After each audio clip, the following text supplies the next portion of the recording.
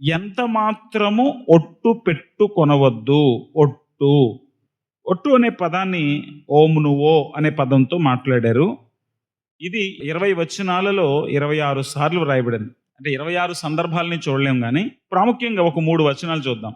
మత్తయి సువార్త 23 అధ్యాయం 16 వచనంలో, 18 వచనంలో, 20 వచనంలో యేసుక్రీస్తు ప్రభువారు, అయ్యో అంధులైన మార్గదర్శకులారా, ఒకడు దేవాలయము తోడని ఒట్టు పెట్టుకుంటే అందులో ఏమీయూ లేదు గాని, దేవాలయములోని బంగారము తోడని ఒట్టు పెట్టుకుంటే వాడు దానికి బద్ధుడని మీరు చెప్పుదురు. దేవాలయము తోడని ఒట్టు పెట్టుకోవాలంట. తర్వాత 23:18 మరియు బలిపీఠము తోడని ఒకడు ఒట్టు పెట్టుకుంటే అందులో ఏమీయూ లేదు గాని, దాని పైనుండి అర్పణము తోడని ఒట్టు పెట్టుకుంటే దానికి బద్ధుడని మీరు చెప్పుదురు. 23:20 బలిపీఠము తోడని ఒట్టు పెట్టుకున్నవాడు దాని తోడనియు, దాని పైనుండి వాటన్నిటి తోడని ఒట్టు పెట్టుకొనుచున్నాడు. వీళ్ళు ఏం చేస్తున్నారంటే ఒట్టు పెట్టుకోవద్దు అని దేవుడు స్పష్టంగా మాట్లాడుతున్నాడు. కానీ వాళ్ళు ఒట్టు పెట్టుకోవడాన్ని ప్రోత్సహించే విధంగానే వాళ్ళు బోధిస్తున్నారు. ఏదైనా దేవుని కోసం ఇవ్వాలి అని అంటే దానికి కొర్బాను అంటారు. నువ్వు ఒట్టు పెట్టుకోవాలి, ఇది ఇంత ఇస్తానని. సో వీళ్ళు అనేక రకాలుగా భక్తులను దోచుకుంటున్నారు. వాళ్ళతో ఒట్టు పెట్టిచ్చేస్తున్నారు, వాళ్ళను కష్టాల్లోకి నెట్టేస్తున్నారు. సో వాళ్ళ నీతిమంతులు కావాలంటే ఇన్ని మొక్కుబడులు చెల్లించాలా, ఇన్ని మొక్కుకోవాలా అనేటువంటి ఆ సంఖ్యలలో బిగించి పడిపోయారు. యేసుక్రీస్తు ప్రభువారు అంటున్నారు, అవన్నీ అవసరం లేదు. ఒట్టు పెట్టుకోవాల్సినటువంటి అవసరము లేదు. ఆకాశము తోడనవద్దు, అది దేవుని సింహాసనము. ఆకాశము తోడని ఒట్టు పెట్టుకోవడం నువ్వెవడవే? అది దేవుని సింహాసనం. భూమి తోడనవద్దు, అది ఆయన పాదపీఠము. భూమి మీద కూడా నీకు హక్కు లేదు. ఆకాశం మీద హక్కు లేదు, భూమి మీద హక్కు లేదు. వీళ్ళు ఆకాశం తోడు భూమి తోడు మాట్లాడేస్తున్నారు. యెరూషలేము తోడనవద్దు, యెరూషలేము తోడు అని అంటానికి కూడా వీళ్ళకి అర్హత లేదు. మా దేశం యెరూషలేము ఎవరిది? అది మహారాజు పట్టణము. దావీదు పట్టణం ఎవరిది? దావీదు పేరున దేవుడు అనుగ్రహించాడు. అది మహారాజు పట్టణము. యెషయా గ్రంథం 66:1 రాయబడింది, ఆకాశమున సింహాసనం, భూమిన పాదపీఠం. ఆకాశము భూమి నాకు సంబంధించినవి, వాటి మీద మీరు ఎలా ఒట్టు పెట్టుకుంటారు? దేవుడు వాళ్ళకి ఇచ్చిన విధి విధానం ఏంటంటే, మీరు యెహోవా పేరట ప్రమాణం చేయాలి. అదే కదా 33వ వచనంలో మనకు, ఏ ప్రమాణములైనా ప్రభు పేరట చేయాలి. ఇదే ధర్మశాస్త్రంలో రాయబడింది. ఎందుకు ఆ విధానాన్ని దేవుడు తీసుకొచ్చాడు అది కూడా చెప్పాను మీకు. ఎందుకంటే వీళ్ళు దేవుని ప్రజలు, ఏది చేసినా అందులో వాళ్ళకి నిబద్ధత ఉండాలి, యథార్థత ఉండాలి. మాట ఒకటని పని ఒకటిగా ఉండకూడదు, మాట కట్టుబడి ఉండాలి. అది మామూలుగా జరిగితే వాళ్ళు మాటలు మార్చొచ్చు, దేవుణ్ణే సాక్షిగా పెట్టుకుంటే వాళ్ళు కాస్త జడుస్తారు, జాగ్రత్తగా ఉంటారు. ఎందుకంటే దేవుడు సాక్షిగా ఉన్నప్పుడు తేడా వస్తే ఆయన ఊరుకోడు అని చెప్పి మోషే ఏం చేశాడంటే, వాళ్ళ ప్రతి ప్రమాణములో దేవుడే ఉండాలని దేవుని సబ్జెక్ట్ పట్టుకొచ్చాడు. మీరు మామూలుగా ప్రమాణాలు చేసుకుంటే కుదరదు, మామూలుగా ఒట్లు పెట్టుకుంటే కుదరదు, మామూలుగా మొక్కుబడి చేసుకుంటే కుదరదు, మామూలుగా ఒప్పందాలు చేసుకుంటే కుదరదు. ఏ ఒప్పందమైనా, ఏ మొక్కుబడి అయినా, ఏదైనా సరే, ఇద్దరికి ఇష్టమైనా సరే, అది ఎవరి పేరట చేయాలి? యెహోవా నామం పేరటే చేయాలి. రాను రాను రాను రాను భక్తిలో రాజీ పడే ధోరణి రావడంతో వీళ్ళు ఏం చేశారంటే ఆ విధానాన్ని కొంచెం మార్చారు. చెప్పేవాడిలో లోపం ఉన్నప్పుడు వాడు దేనైనా సమర్థిస్తాడు. ఇప్పుడు చెప్పేవాడు వ్యభిచారం అనుకోండి, వాడు ఏమంటాడంటే, అవునండి వ్యభిచారం చేయవద్దని యేసయ్య చెప్పాడు, వ్యభిచారం చేయకూడదు. కానీ అప్పుడప్పుడు మన మనసు కూడా అటు ఇటు తిరుగుతూ ఉంటది కదా, అదేం తప్పు కాదు. ఒకసారి నీ భార్యతో నీకు తగాదాలు వస్తాయి, నాకు రాలేదా? వ్యభిచారం చేయట్లేదు, ఇంకొక అమ్మాయిని పెళ్లి చేసుకున్నాం అని తప్పుని సమర్థించే బోధకులే చేస్తారు. రాయబడింది ఒకటే, వీడికి ఆ బలహీనత ఉంది కనుక దాన్ని సమర్థించుకుంటూ మాట్లాడతాడు. కొంతమందికి తిండిపోతాను, కొంతమందికి వ్యభిచార తత్వం, కొంతమందికి ఇతరుల వస్తువులు ఆశించే తత్వం ఉందనుకోండి, వాడికి ఎంతసేపు అవతల వ్యక్తుల దగ్గర వస్తువులు కావాలనుకుంటున్నాడు, దానికి భక్తి అడ్డం పెట్టుకుంటాడు, దానికి దేవుడిని అడ్డం పెట్టుకుంటాడు, వ్యాపారం మొదలు పెడతాడు. సో భక్తి వ్యాపారం అన్నిటికంటే ప్రమాదకరమైన వ్యాపారం. మిగతా విషయాల్లో మనం ముఖాముఖిని అడిగేస్తాం, ఎందుకు ఇలా మాట్లాడుతున్నావు అని. కానీ దేవుణ్ణి పట్టుకొచ్చారు అనుకోండి, మాట్లాడవేంక.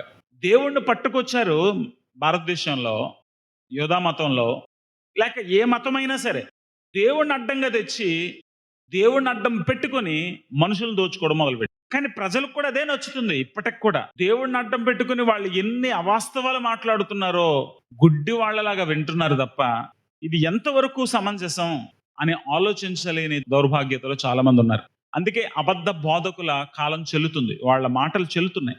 బాబాల మోసాలు చెల్లట్లేదా? ఒకడు ముద్దులు పెట్టుకునేవాడు ఉంటాడు, ఒకడు కొట్టేవాడు ఉంటాడు, ఒకడు ప్లేడుతో కోసేవాడు ఉంటాడు. ఈ సిస్టమ్ ప్రతి మతంలోనూ ఉంది. క్రైస్తవ్యం, హైందవ్యం, ఇస్లాం మతం, ప్రతి మతంలో కూడా దేవుడిని అడ్డం పెట్టుకుంటారు, మనుషులతో వ్యాపారం చేస్తారు. కానీ దేవుడు దానికి పూర్తిగా వ్యతిరేకి. వాళ్ళు చేస్తున్న పని ఎంత ఘోరంగా ఉందో గనక తన పరిశుద్ధ పర్వతము అని చెప్పాడు, నా మందిరము అని చెప్పాడు. అతి పరిశుద్ధ స్థలంలోనికి యాజకులు తప్ప మరెవ్వరూ ప్రవేశించని విధానాన్ని ఇచ్చిన వాడే దాన్ని విడిచిపెట్టేశాడు. బబులోనులు ఎత్తుకుపోయారు అవి. అతి పవిత్ర స్థలంలో ఉన్నటువంటి వాటిని పట్టుకుపోయారు. మీకు తెలుసు కదా, బెల్షస్సర్ రాజు ఏం చేశాడు? ఒక రోజు రాత్రి పార్టీ పెట్టుకొని ఆ దేవాలయంలో వాడే వస్తువులను ఉపయోగించి వీడు మంతు అవుతున్నాడు. తన ప్రజలు తప్పు చేస్తున్నారు, తన ప్రజలు తన నామానికి అవమానం తెచ్చారు గనక వాళ్ళు దేనిని ఖ్యాతిగా ఎంచుకుంటున్నారో దాన్ని దేవుడు వదిలిపెట్టేశాడు. దేవుడి దగ్గరికి రావడానికి మందిరం మాధ్యమం కానీ, దేవుని దగ్గర రావడానికి యాజకుడు మధ్యవర్తి కానీ వాళ్ళు ప్రాముఖ్యం కాదు కదా. సగటు భక్తుడు దేవుడితో సంబంధాన్ని పెంచుకోవాలి. కానీ మధ్యలో ఈ భక్తి వ్యాపారం ఎక్కువైపోయింది కనుక దేవుడు దాన్ని కాదన్నాడు. నేను అటువంటి వాడిని కాదు. మనుషులు తయారు చేసుకున్న దేవుళ్ళు రకరకాలుగా ఉంటారు. ఆ పేరట చాలా మంది మనుషులను దోచుకుంటారు. కానీ ఈయన మనుషులను సృజించిన దేవుడు గనక తన పేరట జరుగుతున్నటువంటి వ్యాపారాన్ని ఆయన అడ్డుకున్నాడు. ఈ కాబోదు మహిమ విడిచిపెట్టేస్తుంది. ఇప్పుడు ఏం చేస్తున్నాడంటే దేవుడు, ఈ దేవాలయ వ్యవస్థ వ్యాపారానికి కేంద్రం అవుతుంది. నాకు వ్యక్తి కావాలి, కానీ ఈ మధ్యవర్తులు వ్యాపారం చేస్తున్నారు అని చెప్పి తన ప్రజలను తన వైపు నడిపించడానికి తన కుమారుడు పంపించాడు. తన ప్రజలను తన యొద్దకు ఆకర్షించడానికి తన పరిశుద్ధాత్మనిస్తున్నాడు. ఇప్పుడు ఈ పరిశుద్ధాత్మను పొందిన వ్యక్తి, యేసుక్రీస్తుతో వ్యక్తిగత సంబంధంలోనికి వచ్చిన వ్యక్తి ఏ మతానికి లొంగాల్సిన అవసరం లేదు. నన్ను దేవుని దగ్గర ప్రోత్సహించడానికి ఈ సేవకుడు ఉపయోగపడుతున్నాడా, లేదా ఈ సేవకుడు నన్ను మోసం చేస్తున్నాడా? మోసం చేస్తుంటే ఒక్క క్షణం ఆలోచించుకోకుండా నీకు నమస్తే అని చెప్పి వదిలేయడం. సాధ్యమైతే నీకు దేవునికున్న బాంధవ్యాన్ని మరింత పెంచడానికి వాళ్ళు ఉపయోగపడాలి. కానీ ఇప్పుడు వాళ్ళ వల్ల నువ్వు దేవునికి దూరం అయ్యే పరిస్థితి రాకూడదు. ఎట్లా తెలుస్తుంది ఇది? ఎలా తెలుస్తుంది? దేవునికి అనుకూలంగా ఉన్నావో దేవునికి ప్రతికూలంగా ఉన్నావో, వాడు దేవునికి అనుకూలంగా చేస్తున్నాడో ప్రతికూలంగా చేస్తున్నాడో ఎట్లా తెలుస్తుంది? వ్రాయబడిన వాక్యం చదవాలి. అందుకే మోషేతో దేవుడు మాట్లాడి మాటలలో మిగిలిపోలేదు, వ్రాసిచ్చాడు. మోషే మాటలు మార్చొచ్చు, కానీ వ్రాసిన వ్రాతలు మారవు. వ్రాసిచ్చాడు. యేసుప్రభువు చెప్తున్నాడు, ఇలా వ్రాయబడింది, ఇలా చెప్పబడింది కాదు, ఇలా వ్రాయబడింది. దీన్ని వీళ్ళు ఎలా మార్చేస్తున్నారు, మీరు ఆ మోసంలో చిక్కుకోకండి అని ఆనాటి ప్రజలను ఆయన హెచ్చరిస్తున్నాడు. యేసుప్రభు బోధలు మనకు ప్రాధాన్యం అవ్వాలి, వ్రాయబడిన వాక్యం మనకు శిరోధార్యం అవ్వాలి. ఆ ప్రమాణాల ప్రకారంగానే మన జీవితాన్ని మనం మలుచుకోవాలి. సంఘ వ్యవస్థను దేవుడే రూపొందించాడు. ఎవరికాడే బైబిల్ చదువుకొని ప్రార్థన చేసుకోమని చెప్పలేదు. సంఘముగా దేవుడు తన స్వరక్తమిచ్చి సంపాదించిన సంఘం. సంఘం అంటే ఏంటి? భక్తుల సమూహం. భక్తులుగా సమూహంగా ఎప్పుడైతే ఉన్నామో అక్కడ నాయకత్వం కూడా ఉంటుంది. నాయకత్వాన్ని కూడా దేవుడు ఇచ్చాడు. ఎఫెసీ పత్రిక 4వ అధ్యాయంలో మనం చూస్తాం. ఆయన ఏం చేశాడు? అపోస్తులను, బోధకులను, ప్రవక్తలను, కాపరులను, వీళ్ళందరినీ దేవుడే ఇచ్చాడు. సో ఈ వ్యవస్థలన్నీ దేవుడే ఇచ్చాడు. ఎందుకంటే సగటు భక్తుడు తనకి దగ్గర కావాలని. కానీ ఇది మతం కాదు. మతంలో మనకు దేవుడు తెలియదు. పూజారే చెప్తాడు దేవుడు ఎటువంటి వాడో. పూజారే చెప్తాడు ఆ దేవుడికి నీ ప్రసన్నం చేసుకోవాలంటే ఏం చేయాలో. పూజారే చెప్తాడు దానికి అనుకూలమైన మంత్రాలు ఏంటో. వాడే దానికి అర్థం చెప్తాడు. దానికి విరోధంగా మనం జీవిస్తే పాప పరిహారం అతనే చెప్తాడు. అన్నీ అతనే చెప్తాడు. కానీ ఇప్పుడు మనకు అన్నీ తెలుసు. మనకు ఇప్పుడు ఎవరో చెప్తే కాదు, మనకు అన్నీ తెలిసి మనము కలిసి ముందుకు సాగడానికి దేవుడు కొన్ని వ్యవస్థలను ఇచ్చాడు. సంఘములో సగటు సభ్యులుగా వచ్చి కూర్చొని వెళ్ళిపోవడం కాదు. ఏదో వచ్చామంటే 4 మాటలు విన్నాం వెళ్ళిపోవడం కాదు. చెప్పుతుంది బైబిల్లో ఉన్నదే చెప్తున్నాడా? దేవునికి నేను దగ్గర అవుతున్నానా, దేవునికి నేను దూరం అవుతున్నానా? నాకున్న పరిజ్ఞానం మరింత పెరుగుతుందా, ఉన్నది కూడా ఊడిపోతుందా? ఇది మనం ప్రశ్నించుకోవాలి. ఒకవేళ అక్కడున్న వ్యవస్థ, అక్కడున్నటువంటి సంఘ కాపరి, అక్కడ చెబుతున్న బోధ వీటన్నిటికీ వ్యతిరేకంగా ఉందనుకోండి, చక్కగా ఒక నమస్కారం పెట్టి వెళ్ళిపోవడం బెస్ట్. కానీ సంఘం ఎక్కడైనా ఏ ప్రదేశంలో అయినా ఒక సంఘంతో మాత్రం మనం కలిసి ఉండాలి. ఒంటరిగా ఉండడానికి దేవుని వాక్యం ఒప్పుకోదు. అలాగే దేవుడు మనల్ని అందరినీ ఒక శరీరంగా చేసేది. శరీర భాగాలు విడివిడిగా ఉన్నాయనుకోండి చచ్చిపోతాయి.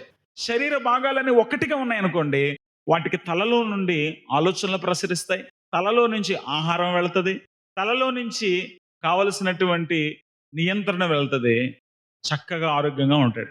నీ మెదడు పనిచేయట్లేదు అనుకోండి, బ్రెయిన్ డెడ్ అంటారు. చూసారు ఎప్పుడైనా ఉన్నారు? బ్రెయిన్ డెడ్, అడిగి బుర్ర చచ్చిపోయింది. కానీ అవయవాలన్నీ బాగానే పనిచేస్తున్నాయి. అప్పుడు ఏం చేస్తారంటే, అయ్యా వీడికి బుర్ర పోయింది, అవయవాలన్నీ బాగానే ఉన్నాయి, కెనాలు చూసిన ఈ మంచం మీద ఉంటాడు, కాబట్టి ఇతను చంపేయడానికి పర్మిషన్ ఇవ్వండి అని ప్రెసిడెంట్కి లెటర్ రాసుకొని అతని అవయవాలు దానం చేసేస్తారు. నీ బుర్ర పని చేయకుండా నీ శరీరం అంత చలనంలో ఉన్న నిన్ను చచ్చిపోయిన మనిషి అంటారు. యేసు ప్రభుతో సంబంధం లేని సంఘం సర్వనాశనం అయిపోతుంది. యేసు ప్రభుతో మనకు సంబంధం ఉండాలి. ఆయన మాటల్ని శిరోధార్యంగా ఎంచుకుంటాం, ఆయనకు అత్యున్నతమైన గౌరవాన్ని ఇస్తాం. యేసు ప్రభు వారు చెప్తున్నారు, మీరు ఆకాశము తోడని అంటానికి కుదరదు. ఆకాశము దేవుని సింహాసనం, భూమి ఆయన పాదపీఠం. యెరూషలేము తోడనవద్దు. 48వ కీర్తన 2వ చరణంలో, ఉత్తర దిక్కున మహారాజు పట్టణమైన సియోను పర్వతము రమ్యమైన ఎత్తుగల చోట నుంచబడి సర్వభూమికి సంతోషకరముగా ఉన్నది. ఉత్తర దిక్కున మహారాజు పట్టణమైన సియోను పర్వతము అన్నాడు. ఇది రాజు పట్టణం అని యేసుప్రభు ఎందుకు ఉదహరిస్తున్నాడు? అక్కడ ఏ రాజు పరిపాలిస్తున్నాడో ఆ రాజుకు చెందుతుందని కాదు. దేవుడు ఆ దావీదుని ఎన్నుకున్నాడు. సమూయేలు ప్రవక్త వచ్చి అభిషేకించాడు. ఆ తర్వాత దేవుడు దావీదుతో చెప్పాడు, నేను నీ సంతానములో నుంచి మెస్సియాను రప్పిస్తాను, ఆ మెస్సియా యుగయుగాలు పరిపాలిస్తాడు. అంటే దావీదు వంశాన్ని దేవుడు పరిపాలన కోసం ఎన్నుకున్నాడు. కాబట్టి ఆ ప్రభుత్వం లేక అక్కడ ఉన్నటువంటి సమస్తమైనటువంటి భూభాగం ఎవరికి చెందుతుంది? సర్వహక్కులు రాజుకి చెందు. కాబట్టి నువ్వు దాని తోడంటానికి నువ్వెవడివి? దాని తోడని కూడా నువ్వు ప్రమాణం చేయడం కుదరదు. నీ తల తోడని కూడా అంటానికి కుదరదు. సో వీటన్నిటిలో నుంచి మనం ఏం నేర్చుకోగలుగుతున్నామంటే, దేవుడు అన్నిటిపైన అధికారిగా ఉన్నాడు. మన సౌలభ్యం కోసం వేటిని మనం దారి తప్పించడం కుదరదు. మనం ఏదైనా చేస్తున్నప్పుడు నా ఇష్టం అంటాం. నా ఒళ్ళు నా ఇష్టం, నా ఇల్లు నా ఇష్టం, నేను కొనుక్కున్నది నా ఇష్టం. కానీ ఇక్కడ ఒక విషయం గమనించారా?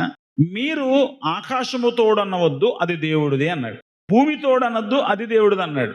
పట్టణం తోడనద్దు, అది దేవుడిది అన్నాడు. నెక్స్ట్ వచనం కూడా చదివేద్దాం. చదివేసి నెక్స్ట్ 35వ వచనం. నీ తల తోడని కూడా నువ్వు ఒట్టు పెట్టుకోవద్దు. నీ తల కూడా నీది కాదు. దేవుడి చిత్తం లేకుండా ఒక వెంట్రుక తెల్లగా కూడా నల్లగా కూడా మారు. మీ తల వెంట్రుకలని లెక్కించబడ్డాయంటే నీ తలకాయ దేవుడిదే, నీ ఊరు దేవుడిదే, నీ భూమి దేవుడిదే. ఏమర్థం అవుతుంది అన్నిటిలో? ఒక ఆయన భలే పొట్టుకుంటాడు, ఒక అతను హానుక్ అని భలే పాట రాశాడు. నాదంటూ లోకాన ఏది లేదయ్యా, నాకంటూ ఇంక ఏమీ లేదంటున్నాడు. మరి ఏదీ లేనప్పుడు ఎందుకు మనం మిడిసిపడుతున్నాం? దేన్ని బట్టి మనం గర్వపడుతున్నాం? దేన్ని బట్టి మనం వాగ్దానాలు చేసేస్తున్నాం? ఏదైనా సరే మన చేతిలో ఉన్నది అయితే మనం మాట ఇవ్వచ్చు. నీ జేబులో 100 రూపాయలు ఉన్నాయనుకో, బ్రదర్ నీకు సాయం చేస్తాను 100 రూపాయలు అని చెప్పడానికి సరిపోతావు. పక్కోడి జేబులో ఉన్న 1000 రూపాయలు నువ్వు వాగ్దానం చేస్తూ ఊరుకుంటాడు. ఇక మా వాడి దగ్గర 1,00,000 రూపాయలు నీకు నేను 1,00,000 రూపాయలు సాయం చేస్తానంటాడు, ఊరుకుంటాడా? నా డబ్బులు మాట్లాడడం నువ్వెవడరా అంటాడు. నీది కాని వస్తువు పైన నీకు అధికారం లేనప్పుడు దాని మీద నువ్వు ఎటువంటి అధికారం చలాయించడం కుదరదు. ఎవరు 1,00,000 రూపాయలు నువ్వు పట్టుకెళ్ళిస్తే ఆడెందుకు ఊరుకుంటాడు? వాడి నీ మీద గొడవకి ఎట్లా వస్తాడో? నీది కాని దాన్ని నువ్వు తాకట్టు పెడితే, నీది కాని దాన్ని నువ్వు అప్పగిస్తే, నీది కాని దానిని నువ్వు ఇస్తానని మాటిస్తే, వాటిని నువ్వు ప్రమాణపూర్వకంగా ఎవరికైనా ఆధిపత్యంలోకి ఇచ్చావా, ఖచ్చితంగా దేవుడు దాన్ని నేరంగా ఎంచుతాడు. అన్నది చేయకపోతే నేరం.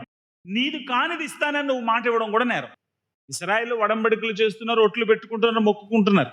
కానీ యేసు ప్రభు వారి దగ్గరకు వచ్చేసరికి ఆ ప్రమాణాల వెనకాల ఉన్నటువంటి విషయం ఏంటంటే, ఆ ప్రమాణం చేయడం ద్వారా ప్రభువుకు చెల్లించాలి, దేవుని తెచ్చుకోవాలి, దేవుని పేరట చేయాలి. అప్పుడు నువ్వు జాగ్రత్తగా ఉంటావు. కానీ ఎక్కడ ఉద్దేశం నీ ఇష్టం వచ్చినట్టు నువ్వు చేస్తావని కాదు. వాళ్ళేమో పై వచనాల్లో విడాకులు తీసుకోవచ్చు అన్న ఆలోచన పట్టుకొచ్చి వీళ్ళు విచ్చలవిడిగా వ్యభిచారం చేస్తూ వాడికి నచ్చకపోతే అమ్మాయిని వదిలేయడం, మళ్ళీ ఇంకో అమ్మాయిని చేసుకో అంటే విడాకుల్ని విచ్చలవిడిగా జీవించడానికి వాళ్ళు దాన్ని ఒక సాధనంగా వాడేస్తున్నారు. ఇక్కడ యేసుప్రభు ఏమన్నారంటే, ఒట్టు పెట్టుకోవడం కూడా అలాగే వాడేస్తున్నారు, ప్రమాణాలు కూడా అలాగే వాడేస్తున్నారు. అసలు అవి చెయ్యొద్దు. ఇక్కడ గమనించాల్సింది ఏంటంటే, నీకు అధికారము లేదు. ఇక్కడ ఈ మూడిట్లో మీరు గమనించాల్సింది ఏంటి? నీకు అధికారము లేదు. అధికారం ఎవరి చేతిలో ఉంది?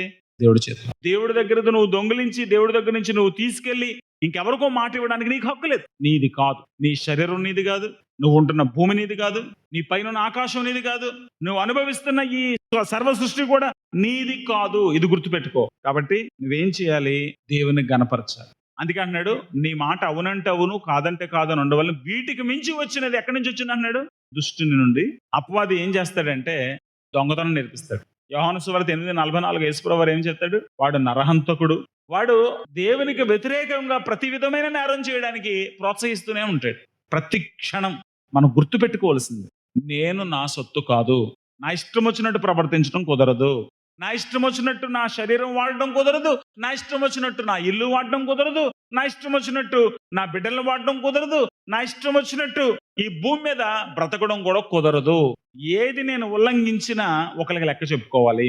మీరు చుట్టపు చూపుగా ఒకళ్ళ ఇంటికి వెళ్తారండి. వాళ్ళ ఇంటికి వెళ్ళిన తర్వాత మీరు స్నానానికి వాళ్ళ ఇంట్లో బకెట్ వాడారు, పర్వాలేదు, వాళ్ళు ఏమనరు. ఇంట్లో అప్పటికొచ్చి వాళ్ళ దగ్గర పౌడర్ వాడారు, ఏమనరు. అక్కడ వాళ్ళ ఇంట్లో దుప్పటి వాడారు పడుకోవడానికి, పెద్ద ప్రాబ్లం ఏం కాదు.